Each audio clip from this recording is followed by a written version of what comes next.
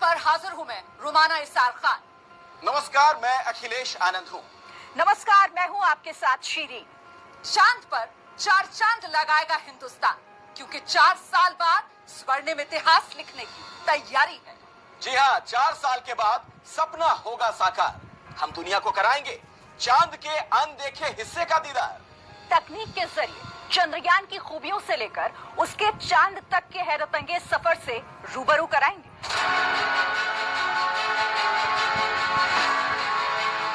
हम इस वक्त श्रीहरिकोटा की उसी इसरो लॉन्च पैड पर वर्चुअली मौजूद हैं, जहां से अब से कुछ घंटे के बाद भारत की उम्मीदें उड़ान भरने वाली। मेरे पीछे वही विशाल बाहुबली सीना ताने खड़ा है, जो 140 करोड़ हिंदुस्तानियों की जिद को जुटाकर विजय गाथा लिखने अंतरिक्ष में जाने वाला है। और हम इस वक्त रॉकेट के उस हिस्से के पास मौजूद हैं, जहां हिंद का मस्तक ऊंचा करने वाला चंद्रयान फिट है। इस मिशन का पहला टारगेट है चंद्रमा के दक्षिणी ध्रुव पर लैंडर की सॉफ्ट लैंडिंग। दूसरा टारगेट है रोवर का चंद्रमा की सतह पर चहलकदमी करना। और तीसरा टारगेट है वहां से जुटाई जानकारी के जरिए चंद्रमा के रहस्य से पर्दा उठाना।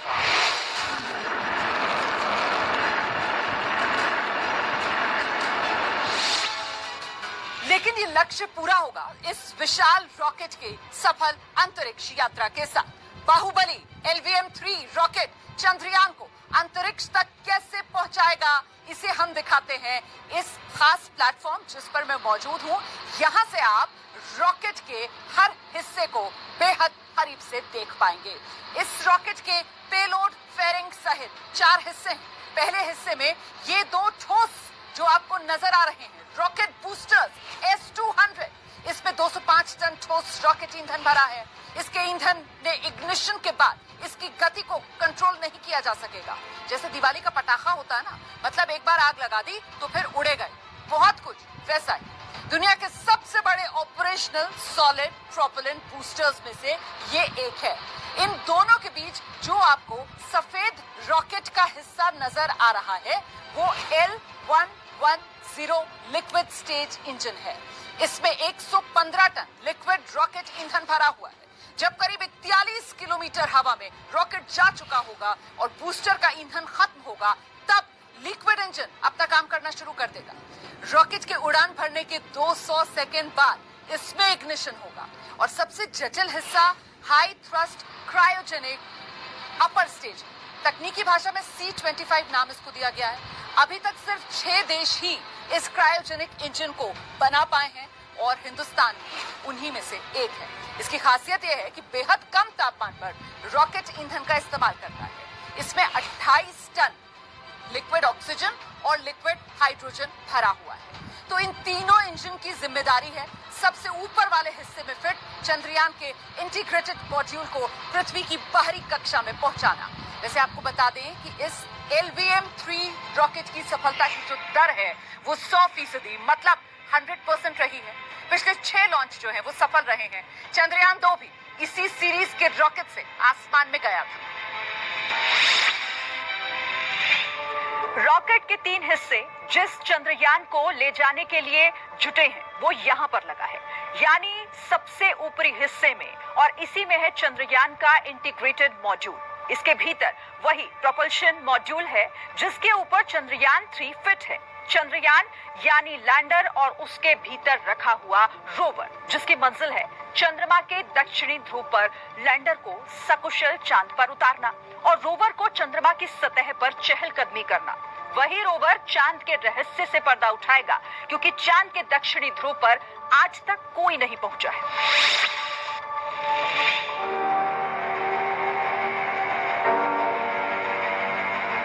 अब रॉकेट कैसे चंद्रयान को पृथ्वी की बाहरी कक्षा में पहुंचाएगा, वो हम इसके रूट के जरिए समझाते हैं। ये जो मेरे पीछे आप लॉन्च व्हीकल्स देख रहे हैं, दोनों S-200 बूस्टर के एक साथ इग्निशन के बाद उड़ान भरेगा।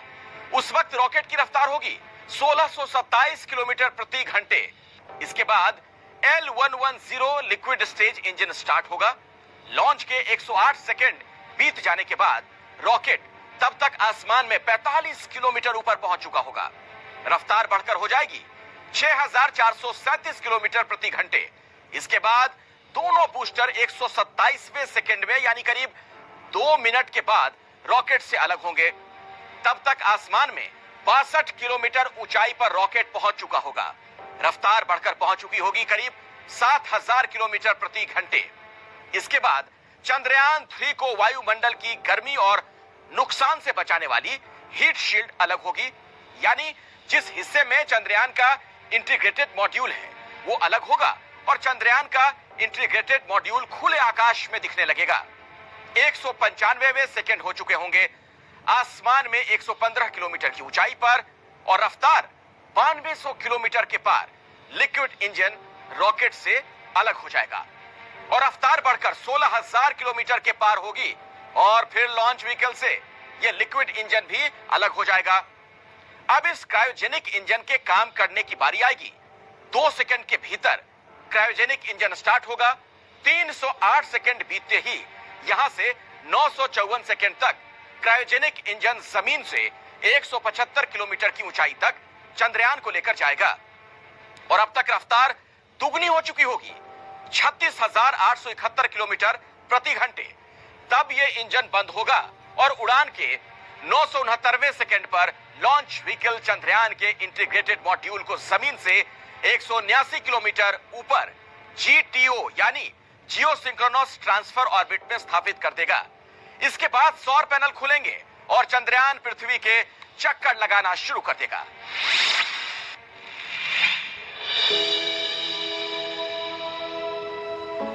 यहीं से अगले 1 महीने तक चंद्रयान पृथ्वी के चक्कर काटने के बाद और धीरे धीरे चरणों में अपनी कक्षा बढ़ाने के बाद चांद की कक्षा में प्रवेश करेगा।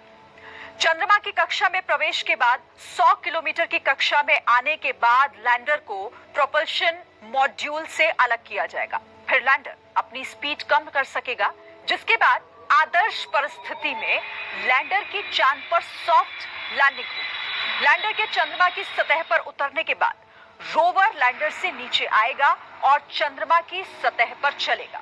चंद्रयान 2 के लैंडर विक्रम ने चंद्रमा की सतह से करीब 2 किलोमीटर पहले ही संपर्क खो दिया था और चांद पर उसकी क्रैश लैंडिंग हो गई थी। लेकिन इस बार मिशन चंद्रयान 3 में ऐसा क्या सुधार किया गया है जिससे मिशन की सफलता के चांसेस और बढ़ जाते हैं? इसके लिए आपको लेकर चलते हैं इसरो सेंटर।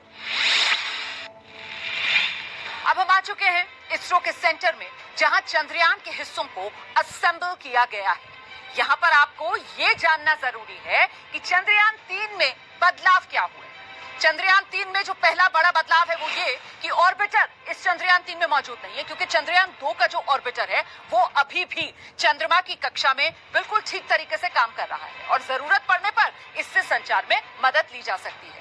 तो चंद्रयान 3 में ऑर्बिटर नहीं है और इसकी जगह प्रोपल्शन मॉड्यूल को लगा दिया गया है जो नेविगेशन में मदद करेगा, यानी आवश्यक कक्षा में ठीक से पहुंचाने में मदद करेगा। चंद्रयान चंद्रमा के चक्कर लगाते हुए चंद्रयान का डेटा पृथ्वी तक पहुंचाने का काम करेगा।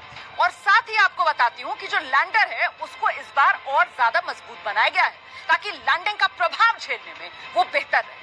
पिछली बार आप जानते हैं लैंडिंग के वक्त ही गड़बड़ी हो गई थी। लैंडर के पैर जो हैं वो इस बार और अधिक मजबूत बनाए गए हैं ताकि जो लैंडिंग का इम्पैक्ट है उस समय ज्यादा मजबूती से चांद पर कदम अपने जमा सके। बड़े अधिक शक्तिशाली सौर पैनल्स मतलब सोलर पैनल्स का इस्तेमाल किया गया है ताकि लैंडिंग तक पावर को लेकर किसी तरीके की कोई कमी, किसी तरीके की कोई दिक्कत ना हो। साथ ही स्पीड कंट्रोल करने के लिए भी एक्स्ट्रा सेंसर्स लगा दिए गए हैं ताकि जो गति है उस पर नजर रखी जाए, गति का सही आकलन किया जा सके।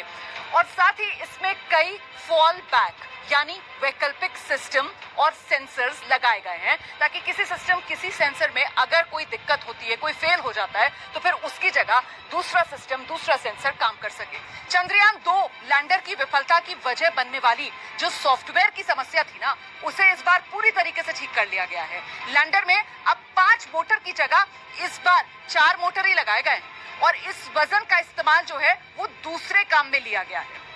मतलब लैंडर में इस बार चंद्रयान 2 के मुकाबले फ्यूल ज्यादा है, जिससे लंबे समय तक बेहतर नेविगेशन मिल सकेगी और गलती की गुंजाइश ना रहे। इसके लिए सैकड़ों बार इस पूरे सिस्टम की टेस्टिंग की जा चुकी है। करीब 3,84,000 किलोमीटर का सफर इस चंद्रयान को तय करना है और इसी में मदद करेगा हमारा ये बाहुबली रॉकेट, जो 4,000 किलो वजन तक को जियो स्टेशनरी ऑर्बिट में स्थापित करने में सक्षम है। और चंद्रयान 3 का कुल वजन है 3,900 किलो। चंद्रयान 3 को सफल बनाने के लिए लैंडर को पहले से ज्यादा मजबूत बनाया गया है, जबकि रोवर को हल्का। लैंडर 1726 किलो का है और रोवर महज 26 किलो का।